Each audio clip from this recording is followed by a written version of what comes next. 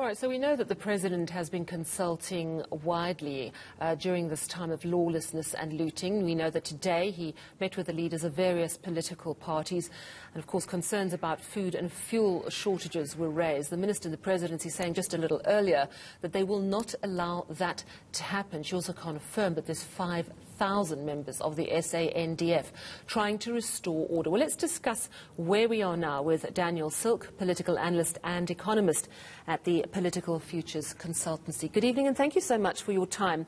I was wondering if the protests, rather the riots and the looting were burning out. But then after speaking to Letiwe Mdluli in Durban just a moment ago, it seems that it is not over yet. What do you make of the way our authorities have tried to manage this? Yeah, hello Sally, thanks for having me. Look, I think that all of us have been witness through your station's outstanding coverage of the continued looting and lack of any kind of security presence as the looting has taken place. And it's still happening. 3-4 days into this crisis, it's still happening. So clearly, just from the visuals that many of us rely upon to assess the situation, and taking into account the words of your reporters, it's clear to me as though we've been extremely deficient in putting security forces on the ground, whether they be police or whether they be the deployment of the SANDF in its limited capacity as we've had. It seems deficient, it seems very slow, and I think it's been extremely disappointing. But public order policing in South Africa has been an issue for many years. It was an issue, of course, during Marikana. The ghosts of Marikana itself may play a role in the reluctance to commit great force on the ground. But when you look at the body count and you look at the cost of damage, really, I think we've been extraordinarily deficient, and the security cluster have a lot to answer for. Do you think we're at a point where we have to declare a state of emergency? Well, I think it's a very difficult issue, perhaps even for an analyst to prognosticate from a desk. And I think on the ground is really where you need to be. I would certainly argue that if your existing forces at your disposal were adept in curbing public order violence of this nature, or at least alleviating it in some form or other, you wouldn't need a state of emergency. A state of emergency confers additional powers. It's open, I might add, to abuse, particularly of an army that might not be used to this kind of operation. And one doesn't want to inflame passions even more. But having said that, it's all very well for me to say that if you're a business owner where your business has been looted, where you've lost your livelihood after years of working up for it, you really want law and order. So I think that there's a very difficult dilemma here for the authorities.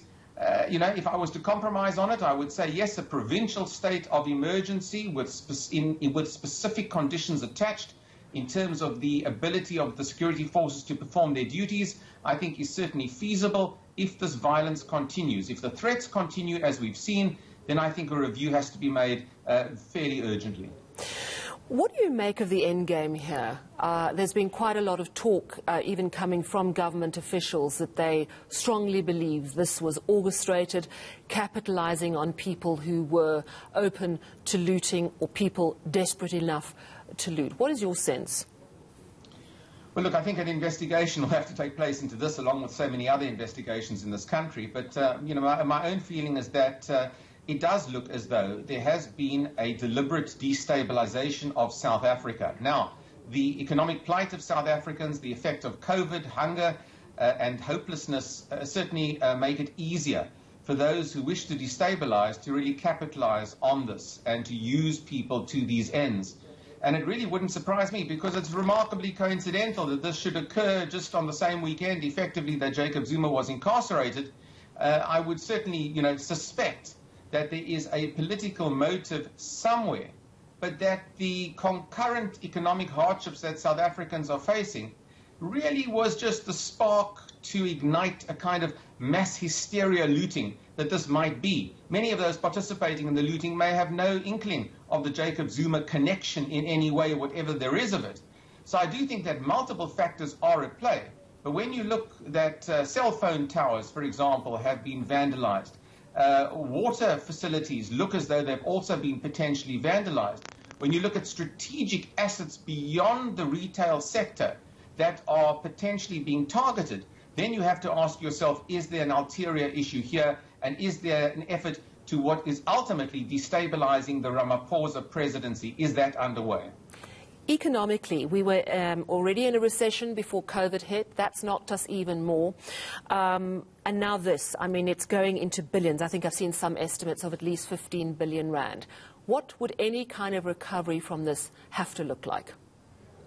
Yeah, I think it's going to be a lot more than 15 billion. That might just be the KwaZulu-Natal figure as it is. I think that there was an interesting report put out just in the last 24 hours by the IMF, which indicates the effect on a country's GDP after a bout of social unrest. It's going to knock our GDP back substantially, which we barely can afford.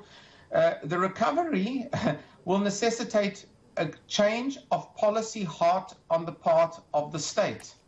You cannot continue doing business the way you have done in the past. You have to integrate the private sector a lot more into the recovery process. You have to deregulate the economy and really create that enabling environment for the private sector to participate adequately in conjunction with the state. And I think if there were those within the ANC and within the state who still believe that the state must lead everything, a statist economy as it's called, they will need to take a little bit of a back seat, because if you want job creation to continue here, the environment has got to be good, which that's the state's responsibility, but the actual economic policies have to encourage the private sector to pick up the pace and to create those jobs. And that's really where the compromise will have to be. And that's the ideological challenge that the ANC is going to have to face in the very near future. Thank you so much for chatting to us this evening, Daniel Silk, political analyst and economist at the Political Futures Consultancy. Now,